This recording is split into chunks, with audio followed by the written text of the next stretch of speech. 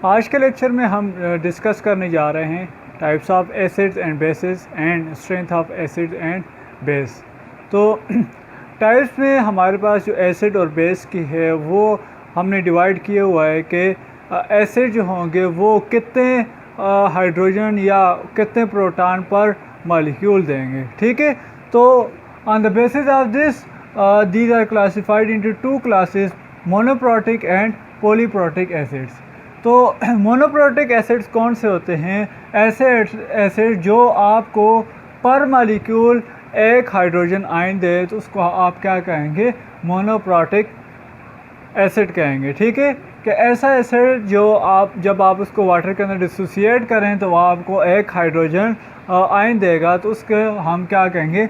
Monoprotic acid कहेंगे। Like HCl है, ठीक है। तो HCl को अगर आप डिसोसिएट करेंगे तो ये किस में? H पॉजिटिव और Cl नेगेटिव में होगा। तो ये आपको पर मॉलिक्यूल जो है एक हाइड्रोजन आयन दे रहा है, तो इसको आप क्या कहेंगे? मोनोप्रोटिक एसिड कहेंगे, ठीक है। कि एक मॉलिक्यूल जो है वो आपको कितना दे रहा है? एक हाइड्रोजन का जो है एक हाइड्रोजन आयन दे रहा है, ठीक है। तो इसी तरह से आगे जो है इसकी दूसरी एग्जांपल है वो HNO3, ठीक है। ये भी डिसोसिएट होकर H पॉजिटिव और HNO3 नेगेटिव। तो ये आपको क्या दे रहा है कि एक हाइड्रोजन आयन पर मॉलिक्यूल। तो ऐसे एसिड्स को आप क्या कहेंगे? मोनोप्रोटिक एसिड्स कहेंगे। इसी तरह से जो डायप्रोटिक एसिड हैं या पॉलीप्रोटिक एसिड, ऐसे एसिड जो आपको पर मॉलिक्यूल एक से ज़्यादा आयन दें, हाइड्रोजन आयन दें, तो उसको आप क्या कहेंगे? पॉलीप्रोटिक एसिड कहेंगे। और आगे उसके फर्दर डिवाइड किया गया है डायप्रोटिक एंड ट्राइप्रोटिक, ठीक है। तो डाई और ट्राई में, ठीक है, डाई किसे कहते हैं? दो को। तो ऐसा एसिड जो आपको पर मॉलिक्यूल दो हाइड्रोजन आयन दे तो उसको आप क्या कहेंगे? डायप्रोटिक एसिड कहेंगे, ठीक है। इसकी जो एग्जांपल है आपके पास वो है I2SO4, ठीक है। तो I2SO4 जो है वो आपके पास क्या है? डायप्रोटिक एसिड है। इसी तरह से ट्राइप्रोटिक एसिड में क्या होगा कि ऐसा एसिड जो आपको पर मॉलिक्यूल 3 हाइड्रोजन आयन दे रहा हो, ठीक है, तो उसको आप क्या कहेंगे? ट्राइप्रोटिक। तो फास्फोरिक एसिड जो है वो इसकी एग्जांपल है, ठीक है। तो ये जो है आपके पास ट्राइप्रोटिक एसिड होगा, ठीक है। फास्फोरिक एसिड इसकी एग्जांपल है कि ये आपको कितने हाइड्रोजन दे सकता है पर मॉलिक्यूल? 3 हाइड्रोजन आयन दे सकता है, तो उसको आप क्या कहेंगे? ट्राइप्रोटिक एसिड कहेंगे, ठीक है।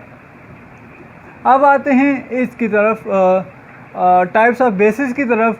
तो लाइक एसिड, ठीक है, जिस तरह से हमने डिवाइड किया था मोनो और पॉली में, तो वो किसकी बेस के ऊपर था कि पर मॉलिक्यूल आपको कितने हाइड्रोजन आयन मिल रहे हैं। तो इसी तरह से बेसिस के केस में क्या है कि आपको पर मॉलिक्यूल कितने हाइड्रोक्सिल आयन मिल रहे हैं, ठीक है।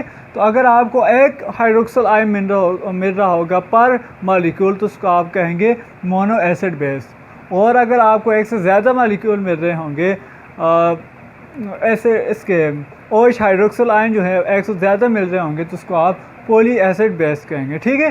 तो इसकी जो एग्जांपल है आपके पास सोडियम हाइड्रोक्साइड, ठीक है, आपको एक हाइड्रोक्सिल आयन पर मॉलिक्यूल देगी, ठीक है, ये इस तरह से होगा। तो आपको ये पर मॉलिक्यूल एक हाइड्रोक्सिल आयन दे रहे हैं, ठीक है।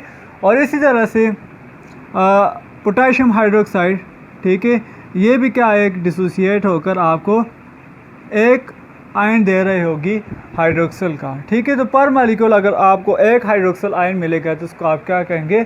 मोनो एसिड बेस कहेंगे। और इसी तरह से पॉली एसिड बेस क्या है कि ऐसी बेस जो आपको पर मॉलिक्यूल एक से ज़्यादा आयन दे तो उसको आप क्या कहेंगे?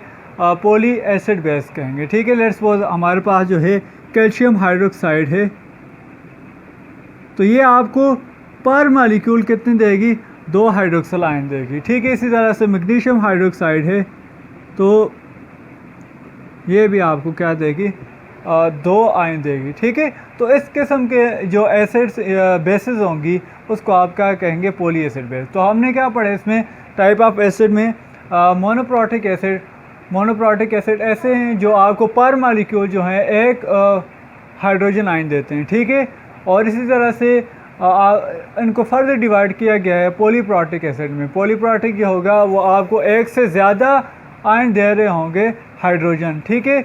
और इसमें क्या है, डाईप्रोटिक एंड ट्राईप्रोटिक है। और इसी तरह से टाइप ऑफ बेसिस में आपके पास मोनो एसिड और बेस है। मोनो एसिड बेस आपको क्या दे दी, पर मालिक्यूल एक हाइड्रोक्सिल आयन देगी। और अगर यही बेसिस जो है एक से ज़्यादा आपको हाइड्रोक्सिल आयन दे रहे होंगे पर मालिक्यूल, तो वो आपके पास पॉली एसिड बेस आएंगे। आप जो है आगे बढ़ते हैं इनकी स्ट्रेंथ के ऊपर, ठीक है। तो अगर हम इनकी स्ट्रेंथ की तरफ जाएं, लेट्स सपोज हमारे पास जो है ठीक है, strength of acid and base. तो स्ट्रेंथ की बेस के ऊपर जो है इनको डिवाइड किया गया है वीक एसिड, ठीक है, एंड स्ट्रॉन्ग एसिड्स, ठीक है। वीक एंड स्ट्रॉन्ग एसिड्स के डिवीजन की गई है। तो अब वीक एसिड कौन से होते हैं? वीक एसिड ऐसे एसिड्स होते हैं जो कम्प्लीटली डिसोसिएट ना हो, जो वाटर के अंदर कम्प्लीटली हल ना हो, उनको आप क्या कहेंगे, वीक एसिड्स कहेंगे, ठीक है। तो वीक एसिड ऐसे एसिड होंगे जब आप उनको वाटर के अंदर डिज़ोल्व करेंगे तो वो कम्प्लीटली डिसोसिएट नहीं होंगे। मतलब ये होगा, आप दूसरे लफ्ज़ों में ये कह सकते हैं कि ऐसा एसिड जो इजीली अपना प्रोटॉन डोनेट ना करे, उसको आप क्या कहेंगे, वीक एसिड कहेंगे, ठीक है। ऐसा एसिड जो इजीली अपना प्रोटॉन दे देगा, उसको आप क्या कहेंगे, स्ट्रॉन्ग एसिड कहेंगे। जो कम्प्लीटली आयनाइज हो जाए। कम्प्लीटली आयनाइज होने का मतलब क्या है, कम्प्लीटली टूटने का मतलब क्या है कि वो टूट कर जो है हाइड्रोजन आयन जो है वो डोनेट कर देगा, तो उसको क्या कहेंगे आप, स्ट्रॉन्ग एसिड कहेंगे। इसी तरह से वीक एसिड क्या होगा कि वो इजीली प्रोटॉन को डोनेट नहीं करेगा। तो या आप दूसरे लफ्ज़ों में ये भी कह सकते हैं कि जो कम्प्लीटली डिसोसिएट नहीं होगा, जो टूटेगा नहीं, उसको आप क्या कहेंगे, वीक एसिड कहेंगे, ठीक है। तो स्ट्रॉन्ग एसिड में आपके पास जो है HCl, ठीक है, HCl जो डिसोसिएट होकर H पॉजिटिव और Cl नेगेटिव आयन देता है। और इसी तरह से H2SO4 one of the strong acid, ठीक है। तो ये भी आपको H पॉजिटिव प्लस HSO4 -1, ठीक है। और इसी तरह से HNO3 जो है ये भी नाइट्रिक एसिड, ये भी एक स्ट्रॉन्ग एसिड है, ठीक है। तो ये जो है हमारे पास स्ट्रॉन्ग एसिड्स आते हैं। अब इसके बाद अगर हम वीक एसिड्स को देखें तो वीक एसिड ऐसे एसिड होंगे जो कम्प्लीटली डिसोसिएट ना हो या इजीली अपना प्रोटॉन ना दे सकें। देखें, आपने लोरी ब्रासड में कॉन्सेप्ट में ये कहा था कि ऐसा एसिड जो एसिड क्या है, जो प्रोटॉन को डोनेट करे। तो जो इजीली प्रोटॉन को डोनेट करेगा ऑब्वियसली वो स्ट्रॉन्ग एसिड होगा। जो इजीली डोनेट नहीं कर सकेगा वो क्या होगा, वीक एसिड होगा। या आप एक और सोल्यूशन में बात करेंगे तो वो कम्प्लीटली डिसोसिएट नहीं होंगे, ठीक है। अगर आपके पास उनके 100 मालिक्यूल हैं तो 100 में से क्या होंगे, 80 मालिक्यूल जो हैं वो आयनाइज हो रहे होंगे, या 70 मालिक्यूल जो आयनाइज हो रहे हैं, बाकी जो है वो उसी तरह से आयनाइज नहीं होंगे, ठीक है। तो उसको हम क्या कहेंगे, वीक एसिड कहेंगे। और स्ट्रॉन्ग एसिड में क्या होगा कि जितने भी आपके पास मालिक्यूल होते हैं वो ऑलमोस्ट सारे के सारे आयनाइज होकर आपको H पॉजिटिव आयन दे रहे होंगे। तो जितने ज़्यादा H पॉजिटिव आयन देगा वो उतना स्ट्रॉन्ग एसिड होगा, जितनी जल्दी H पॉजिटिव आयन देगा वो उतना स्ट्रॉन्ग एसिड होगा। और जितने जो है वो वीक एसिड में क्या होगा कि वो इजीली प्रोटॉन को डोनेट नहीं कर सकेगा। इसी तरह से इसी कंसेप्ट को आप बेसिस के ऊपर ले आएँ, ठीक है। तो बेसिस क्या होंगी, ठीक है। स्ट्रॉन्ग बेस वो होगी जो इजीली अपना इसकी एग्जांपल जो है, ठीक है, एसिटिक एसिड है CH3COOH, ठीक है। इसका जो स्ट्रक्चर है वो इस तरह से है, ठीक है, ये इसका स्ट्रक्चर है। और इसको एसिटिक एसिड कहते हैं। और दूसरा जो है आपके पास कार्बोनिक एसिड है, ठीक है। और इसके अलावा आपके पास जो होगा वो प्रोपोनोइक एसिड जो है, ठीक है। ये क्या है, आपके पास वीक एसिड्स हैं, ठीक है। इस तरह से नाइट्रस एसिड और फास्फोरस एसिड या सल्फ्यूरस एसिड भी हैं, वो आपके पास वीक एसिड में आते हैं। आप बेसिस की तरफ आते हैं, जस्ट लाइक एसिड्स, ठीक है। वीक बेसिस कौन सी होंगी, जो इजीली अपना ठीक है, वीक बेस क्या होंगे, जो इजीली आयनाइज ना हो, ठीक है, जो वाटर के अंदर इजीली आयनाइज ना हो, उनको आप क्या कहेंगे, वीक बेसिस कहेंगे। और स्ट्रॉन्ग बेसिस कौन सी होंगी, जो इजीली आयनाइज हो जाए। आयनाइज होने का मतलब ये कि डिसोसिएट होकर ज़्यादा से ज़्यादा हाइड्रोक्सल आयन दें, तो उनको आप स्ट्रॉन्ग बेसिस कहेंगे। और इसी तरह से अगर वो कम्प्लीटली आयनाइज नहीं होते और आपके पास सॉल्यूशन के अंदर हाइड्रोक्सल आयंस की तादाद कम होगी, तो उनको आप क्या कहेंगे, वीक बेसिस कहेंगे। तो स्ट्रॉन्ग एसिड की जो एग्जांपल है सोडियम हाइड्रोक्साइड, ठीक है, लिथियम हाइड्रोक्साइड, ठीक है, और इसी तरह से पोटेशियम हाइड्रोक्साइड। तो ये जो है इसकी एग्जांपल्स हैं स्ट्रॉन्ग बेसिस की। और इसी तरह से वीक की जो है वो अमोनियम हाइड्रोक्साइड जो है वो इसकी एग्जांपल है, ठीक है, और कैल्शियम हाइड्रोक्साइड भी